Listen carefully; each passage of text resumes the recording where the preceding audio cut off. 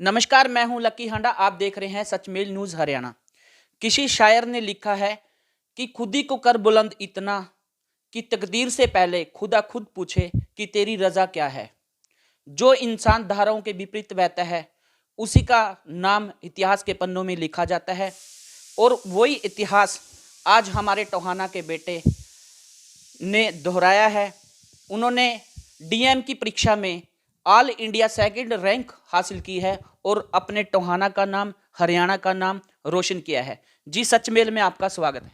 धन्यवाद। जी, बताएंगे क्या नाम है आपका? और जैसे मैं आपको पूछना चाहता हूँ कि कई लोग हैं, अलग अलग लाइन में जाते हैं, कोई इंजीनियरिंग करता है, कोई डॉक्टर बनता है, कोई आपने डॉक्टरी लाइन क्यों चुनी? मेरा नाम राकेश गर्ग है। मैं टोहाना का निवासी हूँ। मैं जब बचपन में था तो मैंने देखा था कि अपने शहर के अंदर उस टाइम स्वास्थ्य सेवा इतनी अच्छी नहीं थी। हर छोटी बीमारी के लिए शहर से बाहर जाना पड़ता था। उस टाइम पे मेरे दिमाग में ये था कि 9-10th के अंदर अब हर बच्चा अपने करियर ऑप्शन चूज़ कर रहा था। तो मुझे लगा कि मुझे एक ऐसा करियर ऑप्शन चूज़ करना चाहिए जिसके अंदर साथ-साथ आपके करियर के साथ आप कुछ समाज के लिए कुछ कर सकें। तो उस टाइम पे मुझे लगा कि एक डॉक्टर ही एक ऐसा पेशा है जिसके अंदर जैसे माँ-बाप सब करते हैं इंसान के लिए, उसी तरीके से एक डॉक्टर मरीजों के लिए उनके माँ-बाप की तरह होता है। उनका अच्छे से देखभाल करना, उनको उसकी बीमारी से बाहर लेके आना, वो उसका कर्तव्य होता है। तो मुझे ये लगा कि एक ऐसा पेशा चूज़ करना चाहिए जिसके अंदर मैं अपने करियर के साथ अपने समाज का भी कुछ कल्याण कर पाऊँ। तो आपने अपनी जो शुरुआती पढ़ाई है वो कहाँ से की? तो आप उसके बारे में ज़रा बताएँ। मैंने अपनी फर्स्ट टू 8th क्लास मैंने यहाँ पे ग्रीन वैली पब्लिक स्कूल से की थी। उसके बाद 9th और 10th क्लास के अंदर मैं गीता निकेतन आवासीय विद्यालय में चला गया था। उसके बाद मैंने हेलिक्स इंस्टीट्यूट से चंडीगढ़ से कोचिंग ली थी अपनी नीट के लिए। फिर मेरा फर्स्ट अटेम्प्ट के अंदर हरियाणा के अंदर एमबीबीएस के अंदर रोहतक पीजीआई में मेरा एडमिशन हो गया था।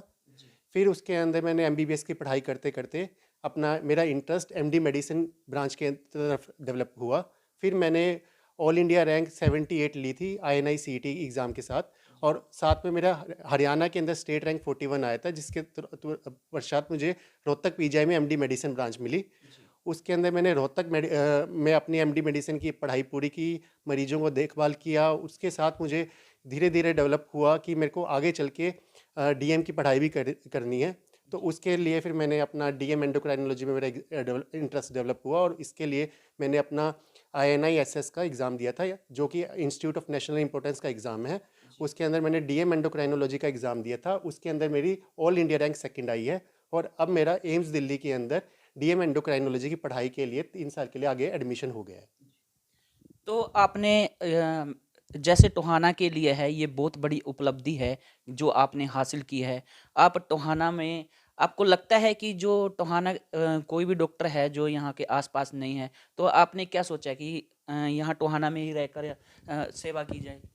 निश्चित निश्चित तौर पे जिस शहर ने मुझे इतना कुछ दिया है, जिसमें अपना मैंने बचपन बिताया है, मैं उस शहर में आके, क्योंकि मैं यहाँ देखता हूँ कि यहाँ पे आज के टाइम पे, उस टाइम जब मैंने अपना सोचा डॉक्टर बनने का सपना सोचा था, आज स्वास्थ्य सेवाएँ कुछ बेहतर हुई हैं यहाँ पे शहर के अंदर।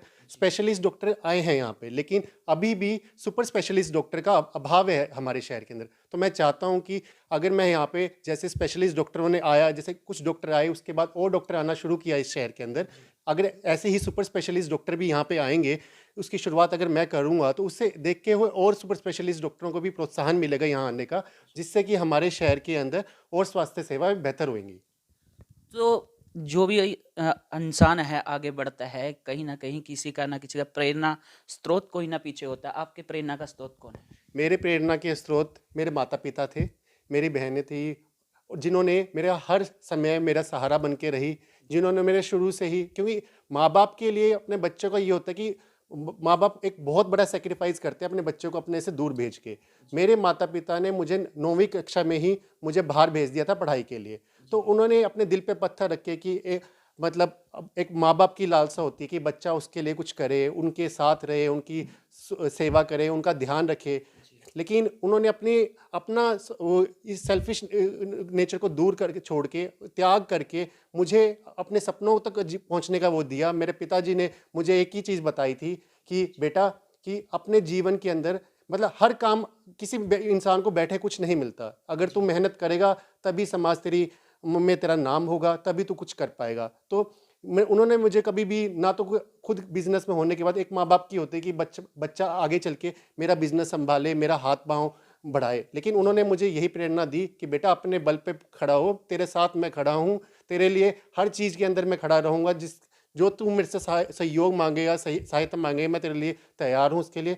तो उनके ही इस प्रेरणा की वजह से, उनके मेरे पीछे खड़े होने की वजह से मुझ पे कभी भी पारिवारिक बोझ का वो नहीं हुआ। उन्होंने सारे कभी भी मुझे छोटी सी भी घर में कभी पापा को कोई दिक्कत हो गई, मम्मी को दिक्कत हो गई, इतने बड़े-बड़े चीज़ें भी छुपाई हैं मेरे से कि एक बार मेरी मम्मी का ऑपरेशन हुआ था जब मैं एमबीबीएस की परीक्षा कर रहा था, तो उस टाइम पे मेरे पापा ने मुझे बताया ही नहीं कि तेरी पढ़ाई ना खराब हो। उन्होंने खुद ही, मैं आके रोया बैठ के कि घर पे कि मतलब मुझे बताया तो करो ना, लेकिन मेरे माँ-बाप ने इतना त्याग किया मेरे लिए कि शुरुआती से मतलब जब से मैं 9वीं कक्षा से बाहर गया हूँ, उन्होंने मुझे कभी भी घर के अंदर कोई सुख हो, कोई दुःख हो, कभी मुझ में कुछ नहीं लाने दिया। हमेशा उन्होंने मुझे यही दिया प्रेरणा कि अपना पढ़ाई करो बेटा और अपना अच्छे से मन लगा के अपने मरीजों की सेवा करो। कभी भी पैसे की तरफ नहीं देखना, जितना कोई दरिद्र या कोई किसी की तुम कितनी भी सेवा कर पाओ, उतना ही तुम्हें कल्याण होगा, उतना ही तुम्हें सहायता मिलेगी जीवन में आगे बढ़ने की। तो जो मेडिकल लाइन में बच्चे जाना चाहते हैं उनके लिए आप क्या कहेंगे? मैं कहना चाहूँगा कि मेडिकल एक ऐसा प्रोफेशन है कि जिसके अंदर आप अपने करियर के साथ अपने समाज के लिए भी बहुत कुछ कर सकते हो। अगर कोई इस प्रोफेशन के अंदर सिर्फ इस प्रलोभन से आए कि उसकी आगे जाके लाइफ इजी होगी या कुछ होगा, लेकिन ऐसा कुछ मैं उसको झूठ नहीं बोलूँगा, लाइफ कभी भी इजी नहीं होगी। लेकिन एक चीज़ होता है, जब आप किसी मरीज को ठीक होते हुए देखोगे अपनी आंखों के सामने, तो आपको उससे जो खुशी मिलेगी, उस खुशी का कोई अंदाज़ा नहीं है इस दुनिया के अंदर। तो जो इंसान चाहता है कि उसे कि मतलब जैसे आप देखते हैं ना कि जैसे आप कोई बच्चा नवजात शिशु पैदा होता है और उसको आप पैदा कर रहे हो, इस तरीके की जो खुशियाँ फ़ील होती है, जैसे कि माँ-बाप को बनने की खुशियाँ फ़ील होती हैं, वैसे ही मतलब जो बच्चा डॉक्टर जब उसको अपनी गोद में उठाता है, उसकी डिलीवरी करता है या कोई मरीज़ की मृत्यु की मौत से उसको बाहर निकालता है, जिस तरीके से उसके परिजन उसकी तारीफ़ करते हैं, उसको प्रोत्साहन बढ़ाते हैं, तो ये आपको इस प्रोफ़ेशन में बहुत मिलेगा। तो ये मेरे लिए एक बहुत बड़ी किक थी कि मतलब मुझे बहुत अच्छा लगता था जब कोई मरीज़ मेरे पास आके ठीक होके जाता था, जिसके लिए मैं कोई मदद कर पाता था। तो ये चीज़ आपको इस प्रोफ़ेशन में कूट भर भर के मिलेगी। तो मेरे हिसाब से जो इंसान अपने करियर के साथ-साथ कुछ अपने समाज के लिए कुछ करना चाहता है, तो इससे बड़ा प्रोफ़ेशन और इससे नोबल प्रोफ़ेशन इस दुनिया में नहीं है। आपने बहुत सारी सेवा की है डॉक्टरी लाइन के अंदर। आपने बताया कि आप रोहतक में भी रहे। तो कुछ ऐसे खुशी के पल जो आपको महसूस हुए हों कि ये मैंने बहुत अच्छा किया? जब मैं एमडी के अंदर था, एमबीबीएस के अंदर तो आप एक तरह से एजुकेशन ले रहे होते हैं, एमडी के अंदर आप साथ-साथ एजुकेशन के साथ आप ट्रेनिंग भी कर रहे होते हैं, पेशेंट्स भी देख रहे होते हैं। तो एक रेजिडेंसी प्रोग्राम होता है एमडी का, तो वहाँ पे रोहतक पीजीआई के अंदर इतने क्षण थे, जिसके अंदर मैं रेजिडेंसी के दौरान पेशेंट देखता था। वहाँ पे दूर-दूर रोहतक पीजीआई एक रेफरल सेंटर है हरियाणा का, टर्शियरी केयर सेंटर है, दूर-दूर से जो मरीज़ कहीं ठीक नहीं होता, वो रोहतक पीजीआई में आता था। तो जब उन मरीजों को मैं ठीक होते हुए देखता था, मुझे इतनी खुशी का अनुभव होता था, जब वो खुश होके इतनी दुआएँ देके जाते थे, जिसको मैं अब बयान नहीं कर सकता। वो मुझे एक एनर्जी डालते थे मेरे शरीर के अंदर कि हाँ, कि मतलब एक्चुअल में कुछ होता है कि मतलब जब लगता है फ़ील कि मतलब आपको कुछ अच्छा कर रहे हो आप किसी के लिए। तो अब आगे का आपका क्या सपना रहेगा? भगवान की दुआ से मतलब घर के अंदर किसी चीज़ की कमी नहीं है। मेरे पिताजी ने मुझे कभी भी किसी चीज़ का प्रलोभन नहीं करने दिया कि पैसे के पीछे भागने के लिए या किसी चीज़ के लिए। तो मैं यही चाहूँगा आगे चल के कि भगवान की दुआ से ही आज मैं इस मुकाम पे पहुँचा हूँ, अपने माता-पिता की वजह से मैं इस मुकाम पे पहुँचा हूँ कि आगे चल के मैं अपने शहर के लिए, अपने समाज के लिए कुछ योगदान दूँ और मेरे पास जो मरीज़ आए जितनी उसकी मदद कर पाऊँ मैं उतनी मदद करूँ और आगे चल के अपने शहर की स्वास्थ्य सेवाओं को और अच्छा बेहतर बनाऊँ।